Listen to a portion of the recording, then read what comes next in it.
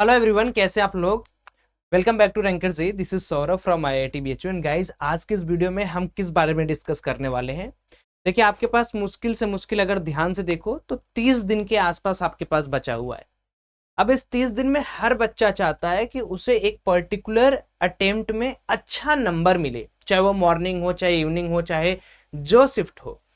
लेकिन सबसे बड़ी बात क्या है ना, सबसे बड़ी बात यहाँ पर यह है कि जो जेई मेन के एस्पिरेंट है वो ये चीज भूल गए हैं कि जब नंबर ऑफ शिफ्ट्स यहाँ पर हो जाता है और जब हम परसेंटाइल या नॉर्मलाइजेशन ऑफ मार्क्स के बारे में डिस्कशन करते हैं तो यहाँ पर काफी सारी चीजें होती हैं जो मैटर में लेना पड़ता है। तो आपको ऐसी चीजों के बारे में ज्यादा सोचना है जो आपके लिए अप्लीकेबल हो। जैसे कोई कितना चैप्टर पढ़ रहा है उससे आपको कोई लेना देना नहीं है। आपको जो भी चैप्टर करने हैं, ध्यान से सुनिए, उन चैप्टर्स के अंदर आपको 100% देना है।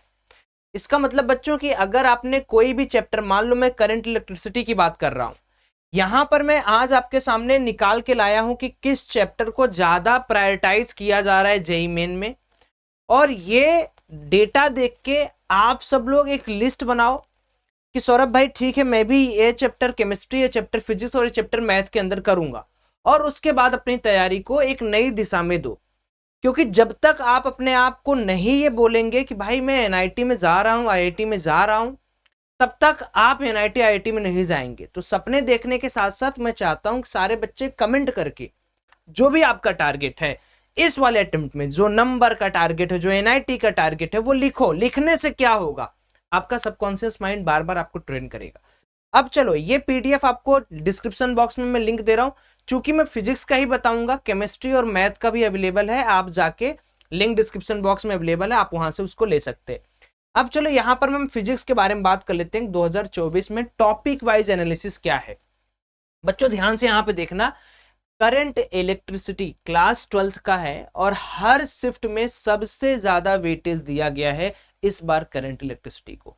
अब एक चीज जो बच्चे यहां पर आर्ग्यू करेंगे या अपना छोटा सा दिमाग लगाएंगे कि सौरभ भाई यार चलो यार, हो सकता है करंट इलेक्ट्रिसिटी इस बार दिया हो, अगली बार ना आए। बच्चों मैं आपको एक बात बताता हूं, पेपर हमेशा बने हुए होते हैं। नए अटेम्प्ट के लिए कोई नया पेपर नहीं बनता है, बस क्वेश्चंस को रीसफल किया जाता है ताकि आपका जितना भी पैटर्न है उसमें क्वेश्चंस जाएं।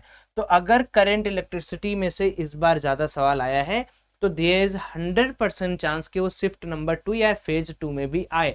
अब आप यहां पर देखो, 27 जैन, 29 जैन, 30 जैन, 31, 1 फेब को हर बार 3 से 4 क्वेश्चंस करंट इलेक्ट्रिसिटी से 2024 के जेईई मेन में आपसे पूछे गए हैं।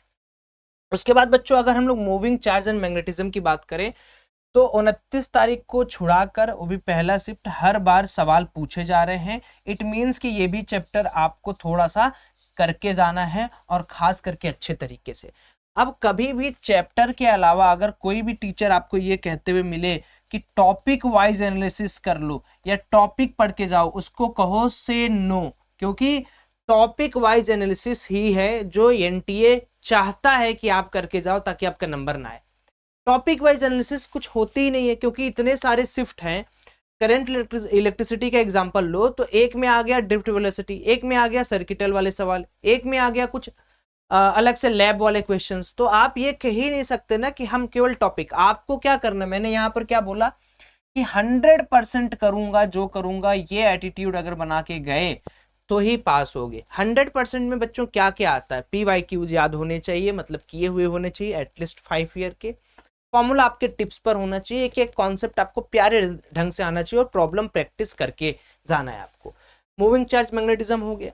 उसके बाद देखो आपको लॉज ऑफ मोशन। बच्चों लॉज ऑफ मोशन एक एप्लीकेशन पार्ट यानी लिंक्ड चैप्टर है, फिर भी हर बार आप जेईई मेन में देखोगे आता ही आता है। तो ये तो बेसिक रिक्वायरमेंट है, लॉज ऑफ मोशन नहीं आता तो और क्या मैकेनिक्स करोगे। तो ये तो चैप्टर तो मतलब आपको 100% करके जाना है। रोटेशनल मोशन एक ऐसा चैप्टर है जिसका वेटेज जेईई मेन ने अच्छा किया है कि कम किया है। हालांकि इतना भी कम नहीं है, एक सवाल या 2 सवाल तो आ ही रहा है, बट चूंकि इस पर्टिकुलर चैप्टर की वेटेज और लेंथ या हार्डनेस को देखते हुए आप इसको स्किप कर सकते हो if you want. Ray optics एक प्यारा सा 12th का चैप्टर है जिसको बच्चे अपने बोर्ड के एग्जाम में भी करते हैं एंड इट्स रिकमेंडेड कि आप इसको अपने जेईई मेन के लिए भी वॉच लिस्ट में रखो। 4021111110। तो रे ऑप्टिक्स से थोड़े कम सवाल इस बार आए हुए हैं। And work energy power and laws of motion, ये दोनों भाई भाई मेरे को लगते हैं बहुत ज्यादा अट्रैक्टिव है चैप्टर। ये दो सवाल, 4 सवाल, 2 सवाल, 1 सवाल, 1 सवाल। अब ये जो 4 सवाल वाली श्रेणी आप देख रहे हो, इस कैटेगरी को आप ऐसे समझो, जब भी वर्क एनर्जी पावर की बात होती है तो ये अकेले 3 चैप्टर के बराबर है। और अगर मैं कंजर्वेशन वगैरह और इसमें घुसा दूं या कोई एप्लीकेशन या लिंक्ड चैप्टर घुसा दूं तो इसमें से 4 सवाल बनना कोई बहुत आश्चर्यचकित वाली बात नहीं है कि आप ये सोचो या ये डाउट करो कि सौरभ भाई तुमने 4 बोला है तो गलत है, किसी चैप्टर से 4 सवाल आ ही नहीं सकते। तो यही आपकी गलती है ना, आप इस चीज को समझना बाद में। Dual nature of radiation and matter, बच्चों ये भी 12th का है। 1 2 1 1 1 2 1 1 1 1, यानी एक तो सवाल इसमें से आता है। आपने देखा होगा लैम्डा वाला सवाल प्रोटॉन इलेक्ट्रॉन के लिए कितनी बार पूछा है, या कन्वर्ट करने के लिए काइनेटिक पोटेंशियल को, या परसेंटेज चेंज, इतना प्यारा सवाल आता है, इसको जरूर करना। Now electric charge and field, electrostats का है। एक सवाल मतलब आपके आने ही आने हैं, मैक्सिमम 2 क्वेश्चंस भी आ सकता है क्योंकि चैप्टर बड़ा है। नाउ द थिंग इज कि physical world and units and measurement, this is super important chapter, क्योंकि ना ही ये आपका बहुत हार्ड चैप्टर है, ना तो इसमें ज़्यादा दिमाग लगाना है। You have to memorise some experimental activities like screw gauge, vernier calliper, Searle's experiment, and then आप यहाँ पर क्या कर सकते हो, आराम से 1 या 2 सवाल की श्रेणी में आ सकते हो, आराम से आपका निकल जाएगा। वेब ऑप्टिक्स एक इंपॉर्टेंट चैप्टर है 12th का। अगेन सारे शिफ्ट में 1 या 2 क्वेश्चंस पूछता है, एकाक में भले नहीं पूछा है तो उस बार रे ऑप्टिक्स यहाँ पर पूछ लिया होगा। जैसे अगर आप देखोगे तो इस वाले में रे ऑप्टिक्स के 4 सवाल आ गए थे, ठीक है, 27 तारीख वाले में। और अगर आप देखोगे तो यहाँ पर 0 सवाल आए हैं, तो वेब ऑप्टिक्स से पूछ लिएगा। तो ऐसे ही होता है, मतलब जो आप शिफ्ट में रे ऑप्टिक्स आ गया तो वेब ऑप्टिक्स थोड़ा कम हो जाएगा, वेब ऑप्टिक्स आ गया तो रे ऑप्टिक्स थोड़ा कम हो जाएगा।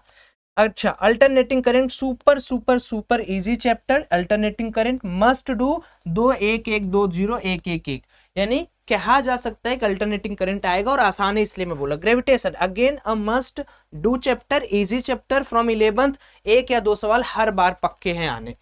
एटम्स, अब भाई देखो कोई बच्चा मुझे नहीं लगता है ऐसा होगा जो इन सारे चैप्टर्स को छोड़ता होगा, लाइक एटम्स हो गए, मैं काइनेटिक थ्योरी ऑफ गैसेस हो गई। ये चैप्टर्स तो ऐसे हैं बच्चों की जो आपको मॉडर्न फिजिक्स के अंदर करके ही जाने हैं। एटम्स और काइनेटिक में अगर आप देखोगे 1 2 सवाल हमेशा आया है। उसके बाद बच्चों काइनेमेटिक्स इन 1D से भी 1 सवाल ये तो करना ही करना है। सेमीकंडक्टर से भी 1 सवाल आपका आ रहा है। Mechanical properties of fluid, fluid जरूर करके जाओ। आप चाहते हो तो आप 12th को यहाँ पर छोड़ सकते हो, अगर सॉलिड्स को आप यहाँ पर छोड़ सकते हो, लेकिन फ्लूइड्स आसान है, या किसी को हो सकता है फ्लूइड्स आसान रखे सॉलिड हार्ड लगे, या किसी को वाइस वर्सा। तो आपके हिसाब से आप इसमें से कुछ अगर छोड़ना चाहते हो छोड़ दो। Electromagnetic induction super important, easy करके जाना। इलेक्ट्रोमैग्नेटिक वेव रटने वाला है, करके जाना। अच्छा, इलेक्ट्रिक पोटेंशियल एंड कैपेसिटेंस, ये भी चाहो तो करो या छोड़ सकते हो, क्योंकि अगर तुमने इलेक्ट्रोस्टैटिक्स किया है, अगर तुम्हें वो समझ में आता है तो ये तुम्हारे लिए आसान रहेगा। उसके बाद देखो न्यूक्लियाई है, ऑस्किलेशंस है। अब न्यूक्लियाई भी थोड़ा ज़्यादा मुझे लगता है कि इसमें 2 सेक्शन आप बना सकते हो। एक तो न्यूक्लियाई के अंदर वो सेक्शंस हैं जो सिर्फ और सिर्फ फॉर्मूला बेसिस पर है, जिनको आप रट के या करके जा सकते हो। बट इनकेस अगर मास डिफेक्ट इस तरीके के सवाल आ जाते हैं तो काफ़ी कॉम्प्लिकेटेड हो जाते हैं। रेडियोएक्टिव डिके तक या उसके ग्राफ तक तो चीज़ें सही रहती हैं, लेकिन जैसे हम न्यूक्लियाई की तरफ बढ़ते हैं तो उसमें जो प्रॉब्लम आते हैं ना, जिसमें मास डिफेक्ट कैलकुलेट करना है, बड़े बड़े कैलकुलेशंस हैं, वो थोड़ा बच्चों को फंसाते हैं। तो मैं कहूंगा अगर आप नो करना चाहते हो नो कर दो। ऑस्किलेशंस भी एक डिबेट वाला चैप्टर है, बहुत सारे बच्चे इसमें बेसिक कॉन्सेप्ट्स को लैग करते हैं, जिसकी वजह से प्रॉब्लम बनते नहीं है। बेसिकली ऑस्किलेशंस में जो क्वेश्चंस आते हैं वो ज्यादा करके देखे गए न्यूमेरिकल ही आते हैं, तो इसको भी आप चाहो छोड़ सकते हो। थर्मोडायनेमिक्स सुपर इजी, कम सवाल आ रहा है, करना हो तो 2-3 ब्रांचेस का कर लेना, जरूरी नहीं है कि सारे ब्रांच करो। मोशन इन प्लेन, प्रोजेक्टाइल का उतना क्रेज थोड़ा थोड़ा खत्म हुआ है या रिलेटिव का, लेकिन अगर आप चाहते हो तो कर लेना। वेब्स आसान नहीं कहूंगा, फिर से वही नौटंकी है ऑस्किलेशंस की तरह, देख लेना, अगर आपका पेट पचता है तो कर ले। एक्सपेरिमेंटल फिजिक्स यूनिट डायमेंशन में हमने कवर किया, अलग से आपको नहीं करना है। थर्मल प्रॉपर्टीज ऑफ मैटर, कभी कभार एक सवाल आता है, वो भी कंडक्शंस वाले प्रॉपर्टीज पे, तो ये तो एकदम बकवास चैप्टर, छोड़ना चाहो छोड़ देना।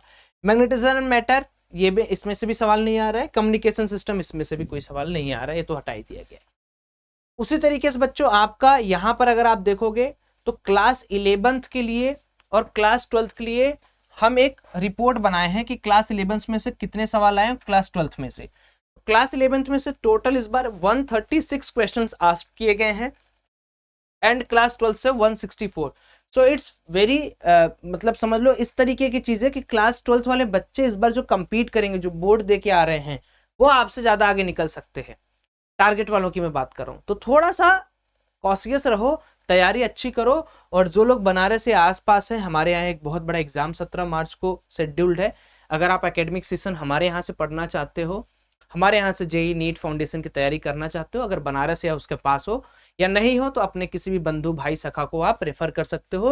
बाकी हमारी वेबसाइट www.myrankers.com पे इस पर्टिकुलर स्कॉलरशिप का फॉर्म भर सकते हो आप। 17 मार्च को ऑफलाइन आपको यहाँ पर आके देने हैं। बहुत सारी जानकारी के लिए आप www.myrankers.com सेलेक्ट कर सकते हो। इस पीडीएफ को डाउनलोड करने के लिए आप लिंक को क्लिक करिए, वहां पर भी आपको जानकारी मिल जाएगी। Thank you, have a great day. Comment जरूर करना कि आपका एम क्या है, कितना परसेंटाइल का टारगेट है, कौन सी एनआईटी कॉलेज पसंद है, ताकि आपके सबकॉन्शियस माइंड में वो चीज रहे।